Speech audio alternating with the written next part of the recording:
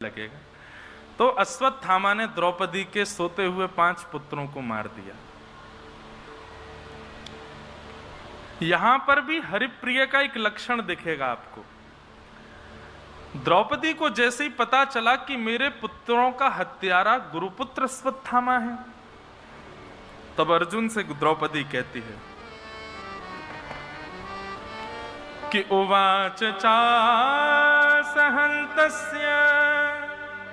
बन्धनानयनं सती मुच्यतामेष ब्राह्मणो नितरां गुरु। द्रौपदी कहती अर्जुन इसको मत मारो। अर्जुन कहते हैं तुम्हारे 5 निर्दोष बालकों को इसने मार दिया और तुम कह रही हो उसको मत मारो। क्यों ना मारूं? तब द्रौपदी कुछ बात कहती है कि अर्जुन, ये हमारे गुरु का पुत्र है और गुरु पुत्र गुरु समान होता है, उसको गुरु की पदवी के समान माना जाता है, इसलिए इसको मत मारो, ये गुरु सम है हमारे।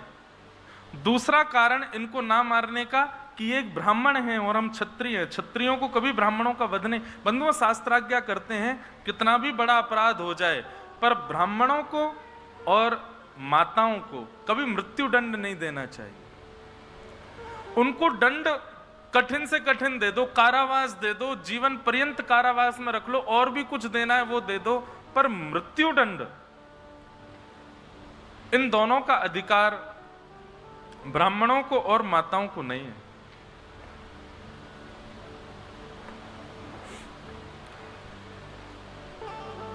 ये ब्राह्मण है, इसको मत मारो।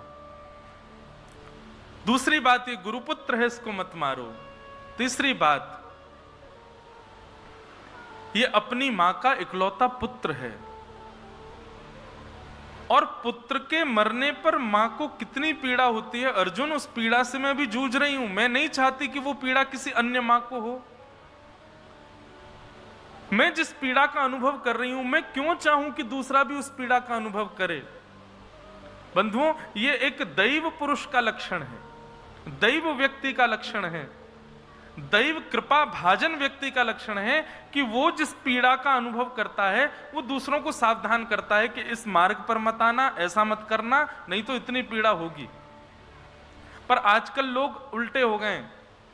अगर किसी मार्ग में या किसी क्रिया में उनको पीड़ा हुई है और दूसरा कोई उनसे पूछ ले कि भैया ऐसा ऐसा करने की सोच रहे हैं, क्या करना चाहिए, तो वो मन में विचार करता है, मैंने अकेले ने पीड़ा सही है, मैं अकेला क्यों सहूं, इसको भी सहनी चाहिए। नहीं, बहुत बढ़िया, आओ करो, तुम भी करो।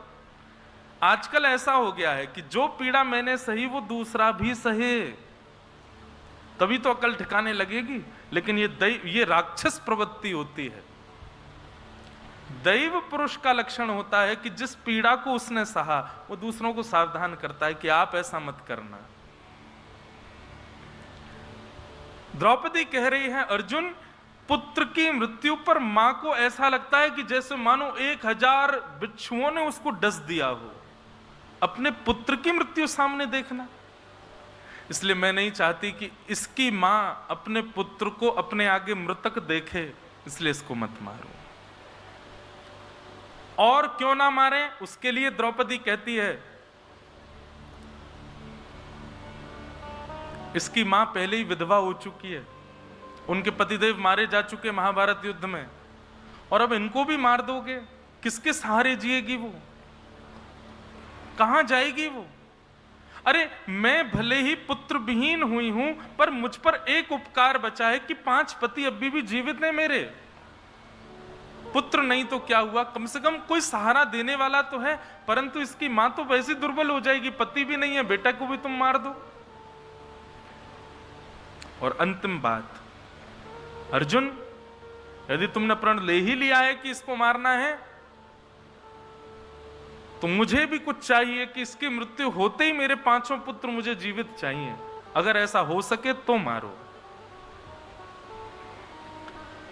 अर्जुन, द्रौपदी की इन बातों में 5 लक्षण दिखे हैं, भागवत में वर्णन करते हैं सूत जी महाराज किसी भी व्यक्ति को निर्णय से पूर्व पंच भावों का ध्यान रखना चाहिए, जो द्रौपदी ने किया।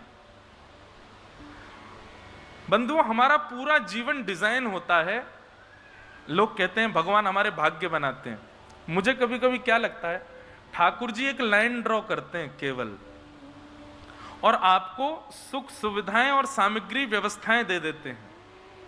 अब उस सुविधा और व्यवस्था से आप उस लाइन पर कितना सुंदर चित्रण करते हो, ये आपके ऊपर है। आप राक्षस बनाते हो कि देव बनाते हो।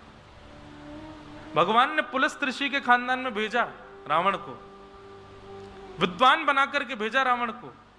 हम सबको तो एक मस्तिष्क है, उसको 10 मस्तिष्क दे करके भेजा, लेकिन फिर भी इतनी व्यवस्थाओं का दुरुपयोग किया, राक्षस बन गया रावण।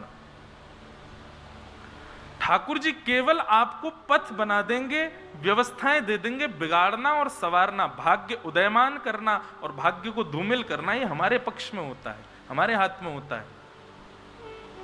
इसलिए समय समय पर सत्संग करना चाहिए, कथा सुननी चाहिए, ताकि यहां आकर के आप वैष्णव जनों का संग करके, भगवत भागवत सुन करके अपने उस मार्ग को सुसस्त कर सको। द्रौपदी ने 5 बातों का ध्यान रखा है कि धर्मम न्यायम शकरुणम निर्वलीकम समम महत्। सबसे पहली बात, द्रौपदी का जो निर्णय है ना, उसमें धर्म है। धर्म का मतलब क्या होता है बताओ? एक माइक लगवा दें यहां पे, कोई व्यक्ति आए आकर के बताए धर्म किसे कहते हैं। लाला मुझे बताइयो है वो हाथ खड़ो कर रहा है, लाला मैं बताऊं। धर्म की सरल और सीधी परिभाषा है धार्यते। हमारी ऐसी विचारधारा, हमारी ऐसी क्रिया, हमारा ऐसा कर्म, हमारा ऐसा भाव जिससे सब धारण हो, कोई बिखरे ना, उसको धर्म कहते। धार्यते इति धर्म। जैसे कि पात्र में खीर रखो, रोटी रखो, चावल रखो, सबको धारण करता है। अपनी योग्यताओं के बल पर कभी कभी फैल भी जाता है तो भी धारण करता है। सावधानी रखी जाए तो कुछ भी नहीं गिरेगा, उसी को ही धर्म कहते हैं। जो हमारे ऐसी क्रिया, हमारा ऐसा निर्णय, हमारे ऐसे विचार, हमारा ऐसा कर्म जिससे सब संभल जाएं, उसको धर्म कहते हैं। द्रौपदी की जो बात है उसमें धर्म है। हर व्यक्ति को निर्णय करने से पहले ये विचार करना चाहिए, मैं जो करने जा रहा हूं उससे कहीं कुछ बिखर तो नहीं जाएगा, कहीं मेरा ही हित हो, सबका अनित हो, ऐसी भावना तो नहीं, सबका हित हो, धर्म।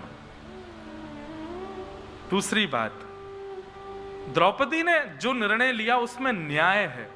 2 पक्ष होते हैं, एक पक्षीय भाव नहीं होना चाहिए, दोनों पक्षों को न्याय मिले, ऐसा भाव। तीसरी बात, द्रौपदी के निर्णय में करुणा है। करुणा यानी कि दया। कोई भी निर्णय लेने पर निर्दयी नहीं हो जाना चाहिए, हमें दया का भाव रखो। धर्म, न्याय, दया। और चौथा लक्षण बताया निर्वलीकम। निर्वलीकम मतलब निष्कपटता, कोई कपट का भाव ना हो, निष्कपटता। और 5वां समता, समत्व। अपराधी यदि मैं भी हूं तो दंड मिलना चाहिए, ऐसा समत्व। ये 5 बातों का जो व्यक्ति निर्णय लेने से पहले ध्यान रखता है, वो हरिप्रिय होता है, ठाकुर जी को प्रिय लगता है। द्रौपदी ने अपना निर्णय जैसे ही सुनाया, भागवत में वर्णन आता है, सब लोग तो प्रसन्न हुए, पर ठाकुर जी तो इतने प्रसन्न हुए द्रौपदी के भाव से कि नेत्रों से सजल आंसू गिरने लगे। क्यों? ऐसी क्या बात हो गई कि ठाकुर जी के नेत्र सजल हो गए? बोले भैया, मां की सबसे बड़ी ममता होती है अपना पुत्र।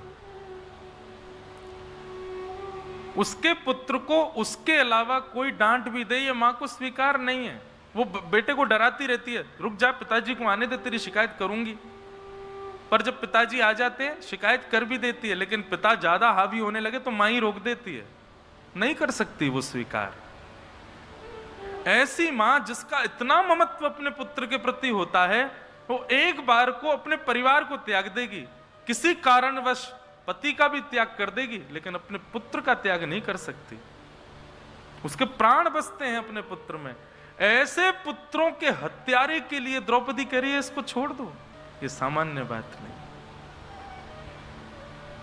इसीलिए भगवान ने द्रौपदी को अपना नाम दिया, कृष्णा। मैं कृष्ण हूं, मेरी बहन है द्रौपदी, इसका नाम कृष्णा। क्यों? मैं दया का देवता हूं और यह दया की देवी है। इसीलिए कल मैंने कहा था कि पंच पांडव तो हैं, पर पांडवों के साथ दया यानी कि द्रौपदी और ज्ञान यानी कि कृष्ण का होना अनिवार्य है।